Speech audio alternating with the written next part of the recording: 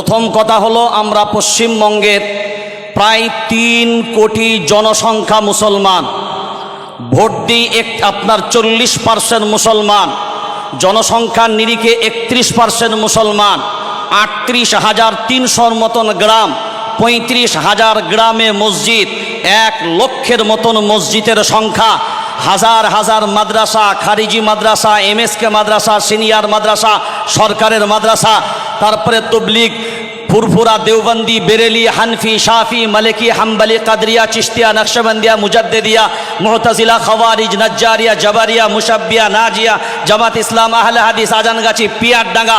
দলেরও অভাব নাই, মতেরও অভাব নাই। কিন্তু আজ যদি বাংলার 3 কোটি জনসংখ্যা মুসলমান দল ভুলে গিয়ে, কালার ভুলে গিয়ে, রং ভুলে গিয়ে, দল বুঝবে না, রং বুঝবে না, কালার বুঝবে না, এক কালিমার পরিচয় দিয়ে, এক রবের পরিচয় দিয়ে, এক নবীর পরিচয় দিয়ে, এক কিতাবের পরিচয় দিয়ে, এক ধর্মের পরিচয় দিয়ে, এক দ্বীনের পরিচয় দিয়ে, এক জাতির পরিচয় দিয়ে যদি এই 3 কোটি জনসংখ্যা মুসলমান একবার বাংলার মাটিতে বিভেদ ভুলে যদি ময়দানে নামে, আরে বাংলার মাটি না, সারা ভারতবর্ষের সমস্ত জালিম পর্যন্ত কম্পিত হতে বাধ্য হবে। শুধুমাত্র একটাই দুর্বলতা, আমরা সময়ের সাপেক্ষে একতার কথা বললেও অন্তরের মিলবন্ধন আমাদের মাঝখানে যদি এককভাবে যদি আমরা জুটতে পারি, যদি আমরা আমাদের চেয়ারের সব কিছুকে উপেক্ষা করে আমরা যদি মনে করি ঐক্যবদ্ধভাবে লড়াই করব, সবাই মাথায় রাখবেন একটা জিনিস, এটা প্রত্যেকটা মানুষের জানা দরকার। এই যে আন্দোলনটা, এই আন্দোলনটা কি? আপনারা সবাই মনে করছেন ওয়াক্ফ সম্পত্তির আন্দোলন, আসল লড়াইটা শুনে নেন, একটা ম্যাজিক মিডিয়ারাও দেখে নেন আর আপনারাও দেখে নেন আসলে ম্যাজিকটা কি। আমার হাতে একটা রুমাল দিয়েছি, দেখেন, রুমালের উপরে মোবাইলটা রাখলাম, অর্থাৎ রুমালের উপরে মোবাইল। আপনার মসজিদ, মাদ্রাসা, খানকা, মক্তব, কবরস্থান যা আছে সব কিন্তু জমিনের উপরে। কার উপরে? জমিনের উপরে। যে মসজিদ আপনার যে জায়গার উপরে আছে ওই জায়গাটার নাম হলো ওয়াকফ, যে মাদ্রাসা যে জায়গার উপরে আছে ওই জায়গার নাম হলো ওয়াকফ, যে খানকা যে জায়গার উপরে আছে ওই জায়গার নাম হলো ওয়াকফ। সরকার কুচক্রান্ত করে এই যে জায়গা নেব বলেছে, মানে জায়গা যদি টান দেয়, জায়গার উপরে মসজিদ, জায়গার উপরে মাদ্রাসা, জায়গার উপরে খানকা, জায়গার উপরে সব কিছু, তাহলে জায়গা টান দিলে মসজিদ থাকবে না যাবে? এই থাকবে না যাবে? তাহলে এই 3 কোটি পশ্চিম বাংলার মুসলমান তারা কি মাথা চুলকুবেন না দলাদলি করে সব নিজেরা চুপ করে বসে থাকবেন?